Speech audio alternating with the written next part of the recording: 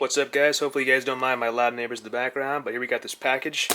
Got a new N20 sensor, map sensor for my N54, which should allow us to go with higher boost levels. Now, I'm not trying to really max out my stock turbos because I want those to last for as long as I can get them to last before I upgrade to some upgraded twins.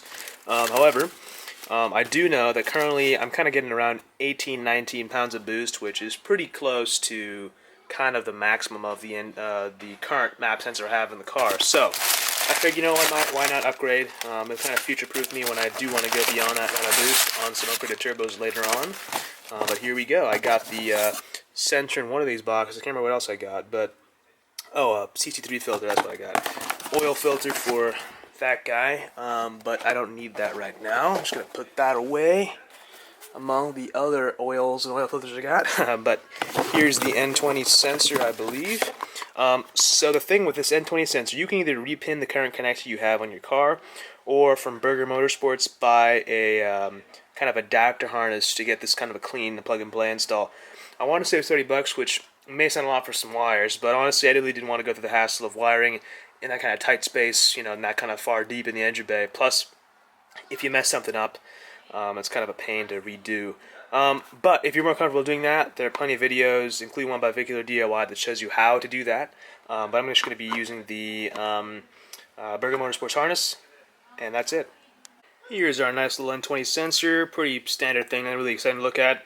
3.5 kind of on there for 3.5 bars of pressure. So, can head over to the engine bay over now and install the harness and this sensor.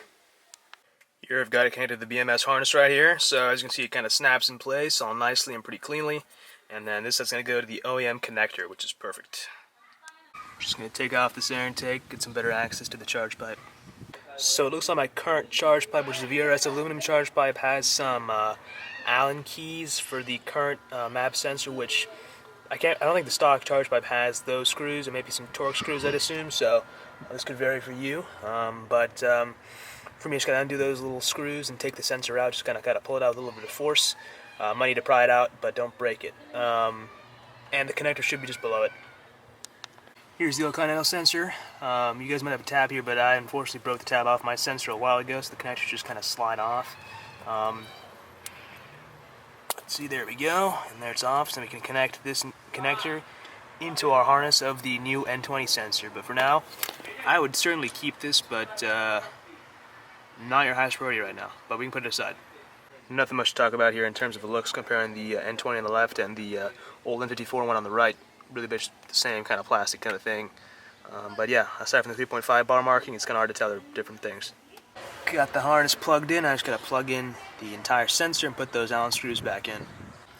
You'll want to lubricate the O-ring on the new sensor just to kind of make it go in a little bit easier. I just use some PB Blaster or silicone spray. Whatever you guys got laying around should work.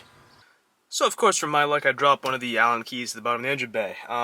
No worries though, one's already in it. That's actually not going to go anywhere, and next time I have the car up in the air, which, you know, knowing this car will probably be like tomorrow, it'll be fine. I'll just pick it up and reinstall it, it's no big deal. But before we start the car, we have to retune the car, and we have to tell the car through MHD that we do have a N20 map sensor. Pretty easy to do. I'll show you guys real quick the option.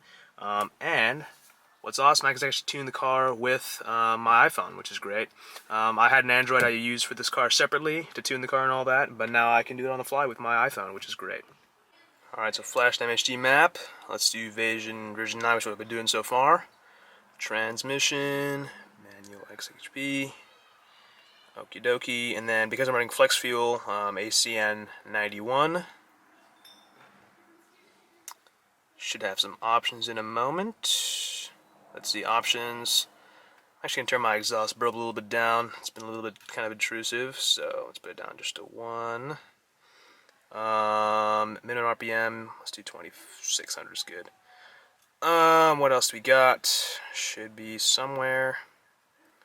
Launch controls on. TMAP sensor. 3.5 bar. Perfect. Ignition coils OEM. Everything else is good.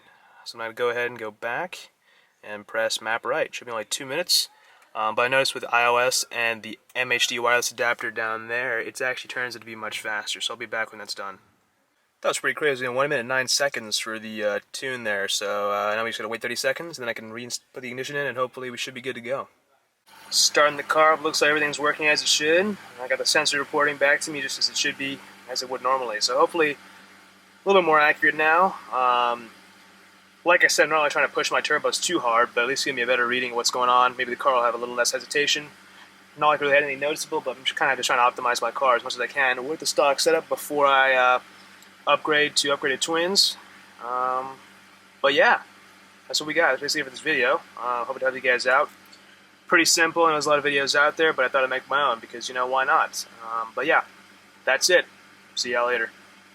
So, an update on the N20 sensor. So I gotta say, I really wasn't expecting much from that little sensor, but after installing it and tuning the car appropriately, the car runs a lot smoother. Not only smoother, but the boost seems a bit more linear, and I'm hitting 19.6 to 20 psi pretty consistently. And before I kind of cap out around 17, 18. So I do think this has had a positive impact on the car. Runs better, more predictable, which is kind of what you want. So highly recommend it, even if you're on stock turbo still. So, but if you have upgraded turbos, you're definitely gonna need one of those.